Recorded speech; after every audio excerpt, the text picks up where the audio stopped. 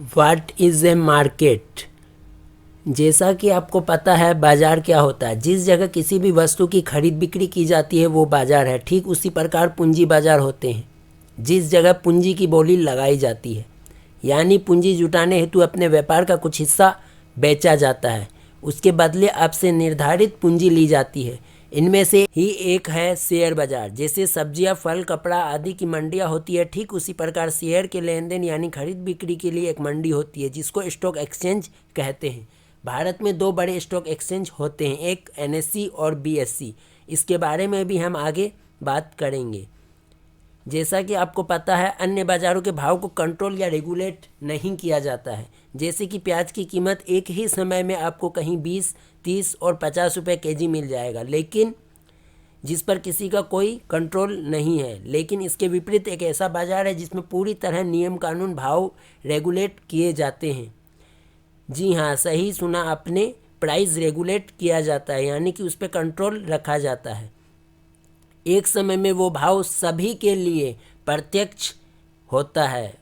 वो आप पर निर्भर करता है कि आप किस भाव पर उस माल को खरीदना या बेचना चाहते हैं। वो भाव पर आप दाव या बोली लगा सकते हैं। What is a capital market. पूंजी बाजार वे स्थान है जहां बचत और निवेश उन आपूर्तिकर्ताओं के बीच होते हैं जिनके पास पूंजी होती है, लेकिन जिन्हें पूंजी की ज़रूरत होती है। जिस संस्थाओं के पास पूंजी है उनमें से खुदरा और संस्थागत निवेशक शामिल हैं, जबकि पूंजी की तलाश करने वाले व्यवसाय, सरकार और लोग हैं। पूंजी बाजार प्राथमिक और द्वितीयक, प्राइमरी और सेकेंडरी मार्केट होते हैं। सबसे आम पूंजी बाजार शेयर बाजार और बॉन्ड बाजार है।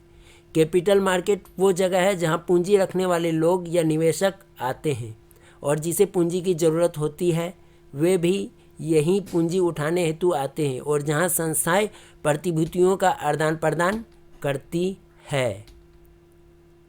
Why do we need a capital market. Capital market पूंजी बाजार की आवश्यकता क्यों है। जैसा कि आपको पता ही है हर किसी को कभी ना कभी पूंजी की ज़रूरत पड़ ही जाती है।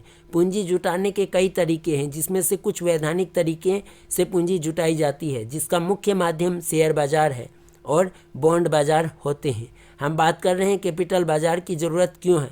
पूंजी की ज़रूरत मुख्य तौर पर कंपनियों और सरकारों को होती है, जहां कई माध्यम से पूंजी जुटाई जाती है। Capital market structure. Capital market दो तरह के होते हैं, एक फिजिकल और वर्चुअल। इसके बारे में भी हम आगे सेपरेट वीडियो में बात करेंगे। फिजिकल और वर्चुअल कैपिटल मार्केट क्या होते हैं। Capital market regulator. भारत में 3 मुख्य रेगुलेटर्स हैं, जिसमें सेबी, आईआरडीए और RBI. Securities and exchange board of India SEBI, IRDA insurance regulatory and development authority of India और RBI reserve bank of India. ये 3 मुख्य रेगुलेटर भारत में हैं। Types of capital market. Capital market दो तरह के होते हैं, इक्विटी मार्केट और डेट मार्केट।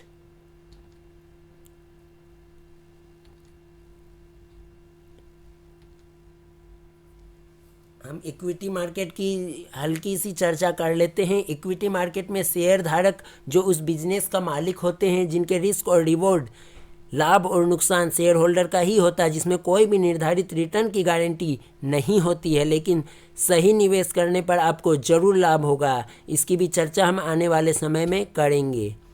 अब हम बात करेंगे डेट मार्केट की। उसी प्रकार डेट मार्केट में निर्धारित निवेशित पूंजी एक निश्चित समय पर तयशुदा रिटर्न के साथ वापस करने का दायित्व होता है। How to stock market works, understanding the stock market.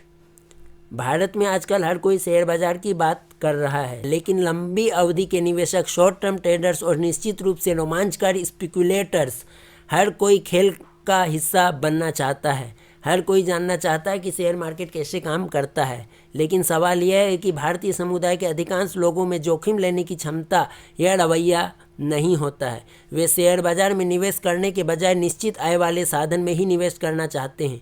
या सोने में निवेश करना पसंद करते हैं। उन्हें यह एहसास नहीं है कि समझदारी से शेयर लेने वाले सहज बुद्धि के निवेशक अन्य सभी निवेश साधनों के बीच उच्चतम, सबसे अधिक संभावित रिटर्न लाभ पाते हैं। लंबी अवधि के लिए यदि निवेशक एक मजबूत फंडामेंटल वाली कंपनी के साथ इक्विटी शेयरों का चयन कर उनमें निवेश करते हैं और लंबी अवधि के लिए बने रहते हैं तो ये सबसे अच्छी निवेश संपत्ति है।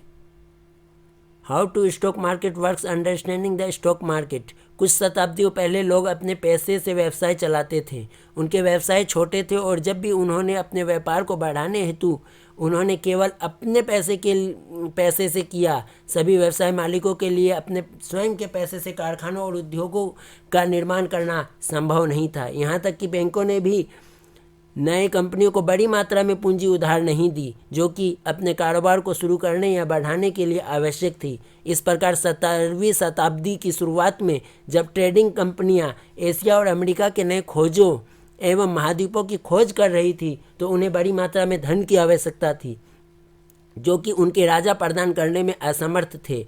उनके देश के अमीर लोग धन उधार देने के लिए तैयार थे, लेकिन उन्होंने भारी ब्याज की मांग की। इसलिए 1602 में डच ईस्ट इंडिया कंपनी ने आम लोगों से अपनी पूंजी बढ़ाने का फैसला किया और एम्स्टर्डम स्टॉक एक्सचेंज में अपने शेयर जारी किए और यह पूरे वर्ल्ड में पहली कंपनी थी जिसने आम लोगों को अपने शेयर इशू किए थे।